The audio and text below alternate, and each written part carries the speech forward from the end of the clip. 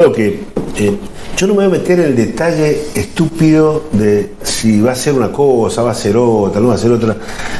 Vamos a lo grueso, a lo importante, a lo filosófico, a lo que significa modificar una estructura de gobierno, modificar una gestión, modificar un presente, diseñar un futuro distinto. Creo que por ahí pasa lo importante. Gustavo Fernández, ¿cómo te va? Diputado electo, sí, hay que reconocerlo, eso, esa es la legalidad de diputado electo. Y te nombran para todos lados, pero vamos. ¿Cómo estás, Gustavo? Muy buenas noches, muchas gracias, Rolly, por la invitación. Un saludo a todos los que nos están viendo en este querido Canal 13.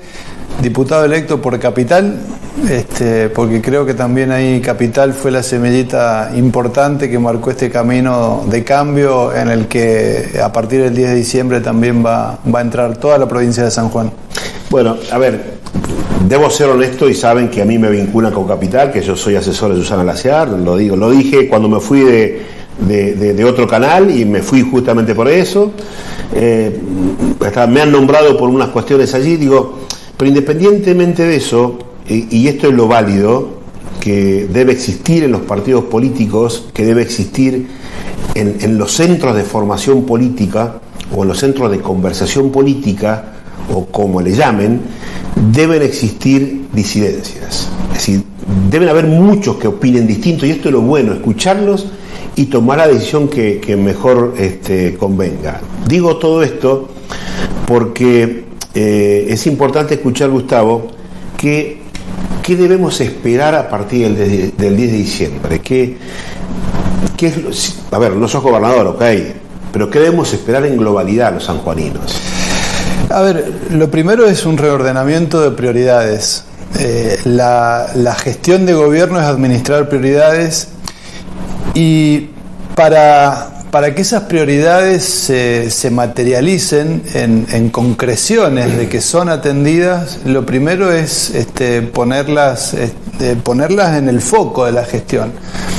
El gobierno actual ha tenido prioridades y hay temas que los ha puesto como foco de su gestión, y de eso ha hecho una bandera. Nosotros, y eso ha sido parte de la campaña que hemos llevado adelante desde Cambia San Juan, tanto en el orden provincial como también lo hicimos aquí en la capital, dijimos que había que revisar ese orden de prioridades. Yo escuchaba recién muy atentamente la introducción al programa, tu editorial, y hablabas de algo muy importante, que es la educación.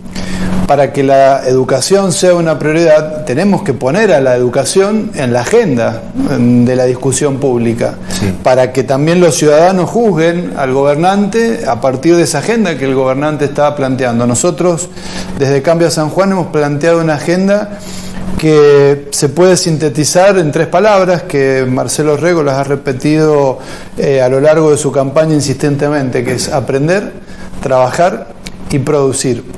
Es decir, el primer paso para salir del estancamiento tiene que ver con la educación.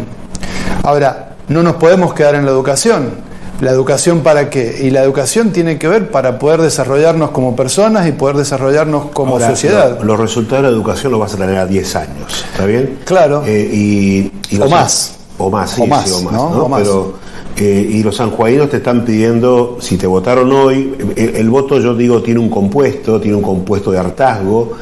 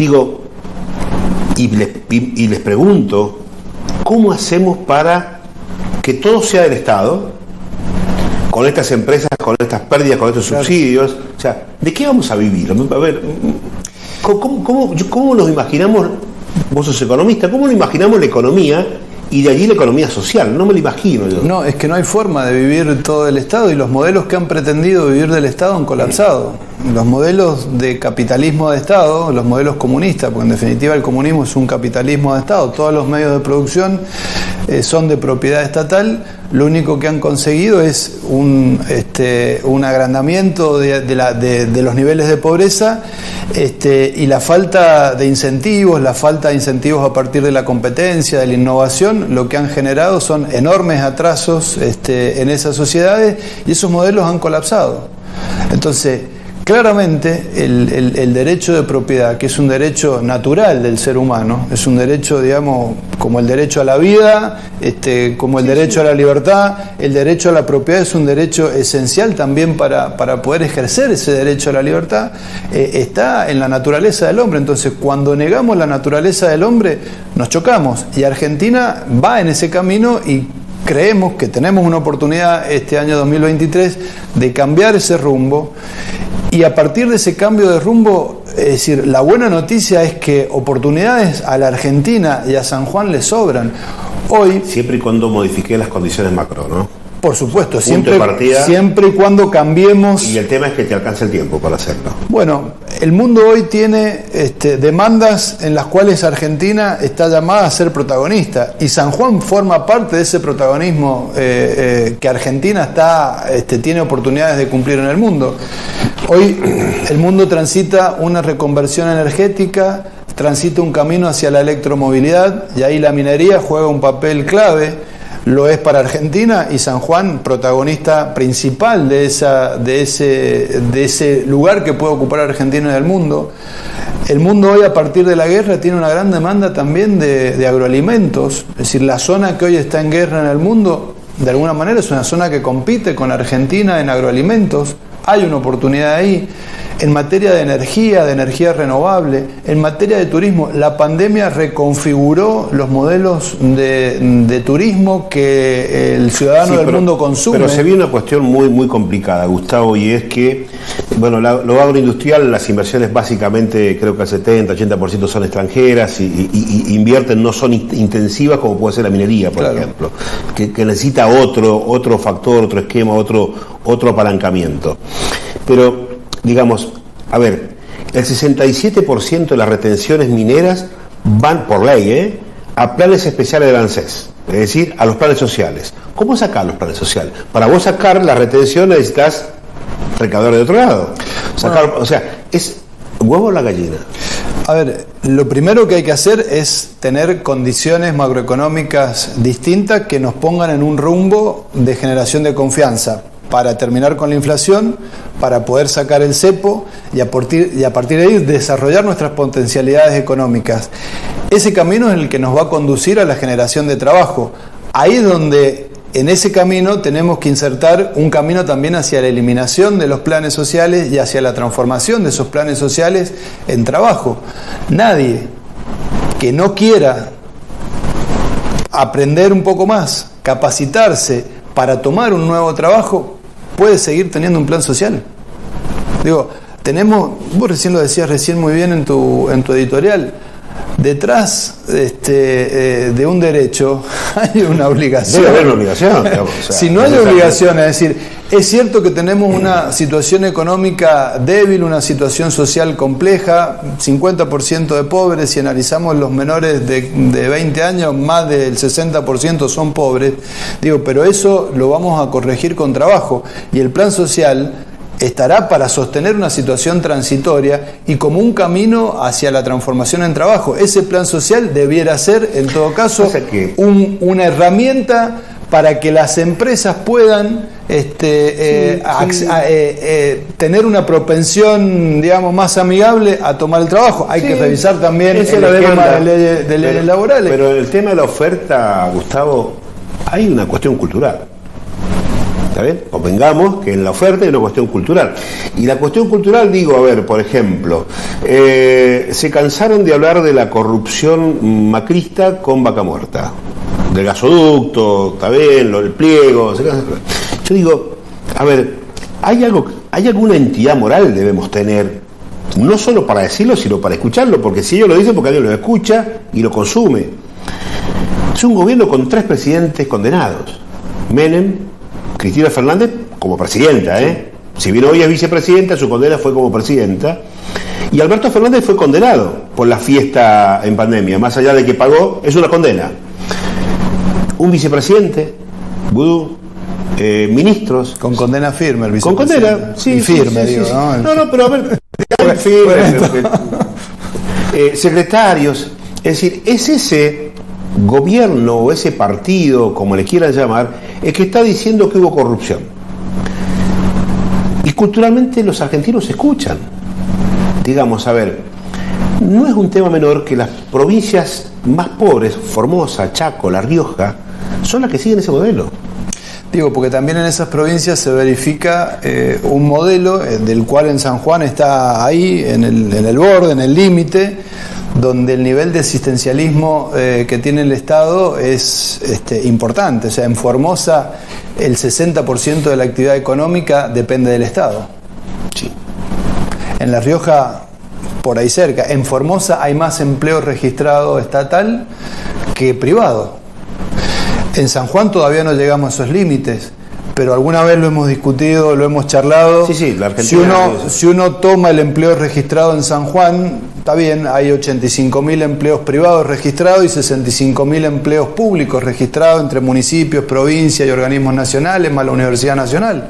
Ahora, cuando uno analiza los 85.000 empleos privados, encuentra que hay 11.000 empleos de la construcción, que dependen del presupuesto de la obra pública, 5 o 6.000 empleos de la educación privada, que dependen que son privados, son educación pública, gestión privada, que tiene un subsidio del Estado. O sea, cuando entramos a ver, llegamos a la conclusión que la mitad de los sueldos registrados que se pagan en esta provincia también dependen del Estado. No es el 60 o el 70% como esas otras provincias. Mira, vos recién te corté justo cuando dijiste el tema de las leyes laborales. La muerte de este pibe en su primer día de delivery ha puesto, en este país donde la pizza llega antes que la ambulancia, ha puesto en tela de juicio varias cosas, y creo que, lo decía hace un par de años atrás, para mí es una precarización laboral muy importante la de los chicos, los de delivery, lo decía y lo discutí fuertemente en radio con Sergio Eiben, en Radio Larreta, hace 3-4 años.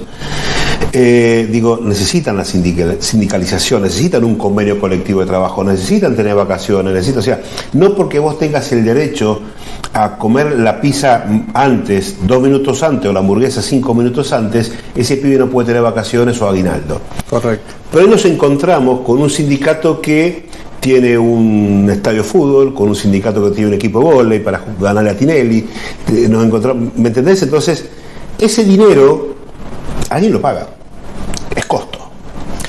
¿Y ese dinero lo pagan las empresas? Sí. Dentro de esa enorme cantidad de ítems que conforman las famosas leyes sociales o cargas patronales, y va a parar a un sistema donde no siempre eso vuelve en beneficio para los trabajadores, porque por cada 100 pesos que un trabajador se mete en su bolsillo, hay 60, en el caso de un empleo registrado, hay 60 que el empresario tiene que distribuir entre distintos organismos. Ahora, la mayoría de los empleados privados no pueden gozar ampliamente de los beneficios de su obra social. Sus aportes jubilatorios terminan en un sistema donde cada vez, digamos, se hace más difícil jubilarse de manera digna, y lo que nos encontramos es que cada vez se jubila más gente sin haber realizado aportes. Porque te dan derechos y no obligaciones. Donde de pronto, no hay una buena cobertura en el sistema de riesgos de trabajo. Es decir, vuelvo a este número, por cada 100 pesos que van al bolsillo de un trabajador registrado, hay 60 pesos que la empresa está poniendo en el sistema de seguridad social. para distintos regímenes. Que no está mal que lo ponga, no estamos fijando los 60 no. si los el tema es que eso no vuelve claro, al trabajador en servicios. Claro. No vuelve como servicio. Primero que es mucho. Digo, es mucho, y es mucho porque la torta es chica. El 40% del empleo en Argentina es en negro, y en el caso de San Juan el porcentaje es mayor, un 45, un 46% del empleo en San Juan está en negro. Hay un punto ahí a debatir cuando se habla de los porcentajes tan bajos de desempleo, alguna vez lo charlamos también, que hay un coeficiente mentiroso allí. Usted cuando ve las encuestas y dice margen de error 3-5%, es el error que tiene el encuestador, salvo Santa Fe, que se equivocaron mal, que le daban el 2%, va por el 11%. Es decir, hay alguien que dice, no sé a quién voy a votar, que puede provocar algún daño, que se llama, lo que han estudiado estadística, se llama el coeficiente, o lo que hemos estudiado estadística, se llama el coeficiente de variación. El coeficiente de variación es una cuestión estadística, y lo expliqué alguna vez, es muy técnico, pero le digo, para que el coeficiente de variación sea creíble en cuanto al número que da como resultado, debe estar en un dígito, es decir, del 1 al 9. Lo ideal es el 3 al 5. El nuestro es el 25. Claro. Es decir, que el margen de error es muy amplio, digamos, ¿no? Entonces, puede ser el 3, o puede ser el 6, o puede ser amplísimo. Ahora, en este contexto que hemos planteado a nivel nacional, ¿vos creés que los sanjuaninos votaron en contra de eso? ¿Se dieron cuenta de todo esto? Los sanjuaninos creo que han votado, digamos, como han votado, y han habido una serie de variables que han incidido. Me parece que ha habido una motivación a un cambio, pero fundamentalmente han pedido un cambio en los modos de ejercer el poder en San Juan. San Juan ha vivido estos últimos 2 años, hay alguien que se ha sacado la careta y ha mostrado lo que es, una persona que pudo haber tenido aspectos de su gestión muy positivos, pero que a la hora de ejercer el poder lo ha ejercido de una manera autoritaria, de una manera solitaria, sin escuchar a los que lo rodean y sin escuchar también las demandas que la sociedad le pedía priorizar. Y en esa encerrona en la que ese gobernador se ha encontrado, modificó las leyes para seguir quedándose. Entonces, esa forma autoritaria de ejercer el poder, creo que los sanjuaninos le han dicho basta al orden de prioridades que existe en la gestión, y por supuesto nos están pidiendo que revisemos que todas esas cosas que se han hecho bien las mantengamos, que las mejoremos, pero que ejerzamos el poder de otra manera.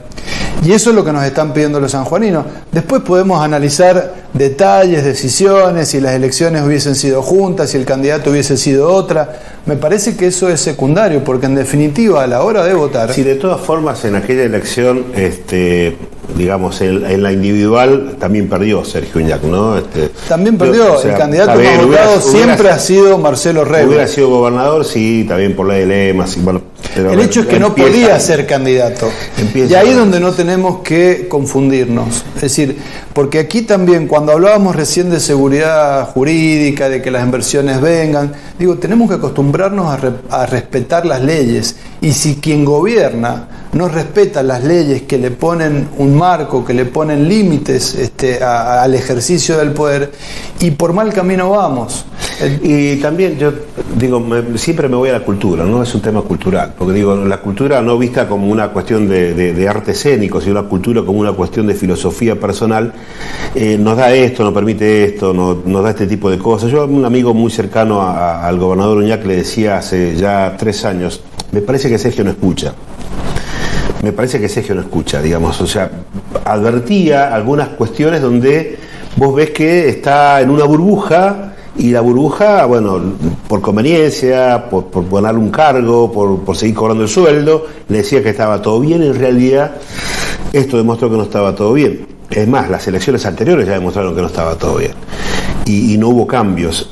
Le decía a un viejo estratega peronista, este fue un gobierno peronista sin peronismo. Y me dice, sí, tenés mucho, es cierto. Porque le faltó la cercanía, lo que el peronista sabe hacer, que es el estar con la gente. Creo que los tiempos políticos han cambiado. Hoy la gente, entiendo, busca otra cosa. Ya no es la cercanía solamente, la política, ya analiza de otra forma, ¿no?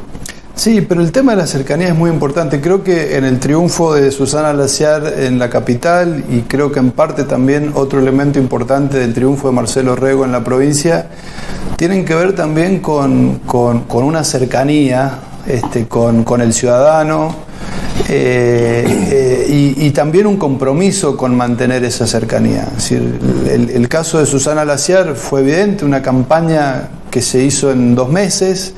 Si bien Susana era una figura conocida de la política como diputada nacional, con algunas campañas también en sus hombros, pero digo, había que presentar a Susana como una gestora y como una candidata para gestionar un municipio importante como la capital. Y una de las palabras claves de Susana, de sus ejes de campaña, tuvo que ver con la cercanía. Pero además fue una cercanía que lo puso en su campaña, el contacto permanente con el vecino. Sí. No fue un contacto diseñado y armado, no se elegían las casas donde había que tocar timbre. Se salía, se buscaba un barrio y al azar se tocaban timbres. Eran relaciones y situaciones espontáneas que se daban. Es decir, no era una campaña armada en un lugar para que el candidato pase por una calle y la gente vea el movimiento. Ahora, acá se iban en grupos reducidos y se buscaba el diálogo y el contacto y la cercanía. Y eso que Susana ha hecho en Capital, Marcelo Rego y Fabián Martín lo han hecho en toda la provincia. Y eso creo que también les ha permitido... Se ha evidenciado la falta de cercanía del otro lado. Absolutamente. Ahora, el compromiso está en mantener esa cercanía, porque esa cercanía le da al político una herramienta, un insumo importante para diseñar su gestión. Ahora viene la respuesta que espera la ciudadanía para que lo que esa cercanía de campaña nos permitió se transforme en una cercanía de gestión, que la cercanía de gestión tiene que ver con dar respuesta a esas cosas que obtuvimos a lo largo de esta campaña. El compromiso asumido por ustedes es realmente muy importante. Yo recuerdo cuando ganó Mauricio Macri, también en un programa de televisión, me preguntaron ¿qué ves? Y me parece que no tiene el liderazgo suficiente para recuperar valores. Le dije en aquel momento. Porque había que recuperar rápidamente los valores perdidos. Estoy hablando de Macri, estoy hablando de hace 8 años atrás. Nada. Es decir, había en cualquier país nada, en Argentina un montón. Es decir, no sé cuánto hemos perdido más todavía en valores. Digo, hoy a ustedes, hablo del gobierno provincial, también la gente lo va a estar midiendo a partir del día -1. Bueno, lo dijo Fabián Martín en alguna de sus entrevistas. Hoy la política no tiene mucho oxígeno para funcionar. Hoy la política tiene que cuidarse. Se tiene que cuidar el oficialismo y también se tiene que cuidar la oposición, que va a tener una gran responsabilidad a partir del 10 de diciembre en también sí, ¿Te acordás de Baglini? Sí. Mientras más lejos del poder, son más irresponsables, digamos, así que no tenga problema. No, bueno, está bien, pero creo que Juntos por el Cambio ha sido una oposición responsable en San Juan, muchas veces a costa de ser acusado de funcional a veces al oficialismo. Pero bueno, creo que ha sido también entender el contexto y el rol que le ocupaba frente a un poder enorme del peronismo en San Juan, que bueno, la ciudadanía dijo hasta aquí llegan, ahora queremos otra cosa, y en ese queremos otra cosa hemos asumido compromisos con la institucionalidad y hemos asumido compromisos con una agenda que tiene que ver con la educación, con enfocarnos también en modificar el sistema de salud, entender que la salud no pasa solo por construir hospitales y que hayan aparatos, necesitamos médicos y enfermeros que llenen esos hospitales, que llenen esos centros de salud, para que la salud sea cercana a la gente, porque de nada nos sirve tener hospitales en Háchal o en 25 de Mayo si seguimos derivando todas las atenciones al Hospital Marcial Quiroga o al Hospital Rawson, según la especialidad que deba ser atendida. Entonces, ahí, digamos, tenemos cosas que tienen que ver con algo que hablábamos hace un rato en esta entrevista. Esas son las cosas del día a día que rápidamente tenemos que cambiar y donde tenemos que mostrar diferencias en la gestión, porque esa es la caca en el pañal que hace llorar al bebé. Sí. Ese turno que tengo que ir a pedir a las 3 de la mañana para atenderme dentro de 2 días o con suerte dentro del mismo día, después de 12 horas, es la caca que está haciendo llorar a ese bebé que se llama ciudadano de San Juan. En esas cosas tenemos que trabajar rápidamente para empezar a mostrar un modelo de gestión de prioridades distinto al que nos ha venido gobernando. Bueno, Gustavo, muchísimas gracias, vamos a seguir charlando. Quería hablar contigo de estas cuestiones, de las cuestiones gruesas, de las cuestiones importantes, y yo quiero decir esto: cuando te falta cercanía, vos podés trasladar al helicóptero y podés salvar la vida, pero te olvidaste que la familia que vino y acompañó no tiene dónde quedarse, no tiene dónde estar los 2 o 3 días acá, no tiene que volver a Kaliningrad hasta Hachar. Es decir, la falta de cercanía te hace no percibir la realidad que vive todo un entorno familiar tras algo que ocurre. No es solamente el hospital y el helicóptero, no. Es todo lo que envuelve, ¿no? Y eso te lo da el contacto, el día. Gustavo, muchísimas gracias, nos estamos viendo. Éxitos. Gracias a vos, Rolly, y siempre a disposición. Bueno, muchísimas gracias. Y ya volvemos. Vamos a hablar de la mujer en minería, un tema que yo me voy a emocionar mucho cuando hable y cuando vea. Vamos a hablar con una mujer minera, propietaria de una calera, y después vamos a hablar también del sindicalismo. También va a estar presente, como todos los lunes, sindicalismo, porque es importante. Podemos estar o no de acuerdo, pero si no lo hablamos, no sabemos qué tenemos que corregir o ratificar como una acción buena. Ya volvemos.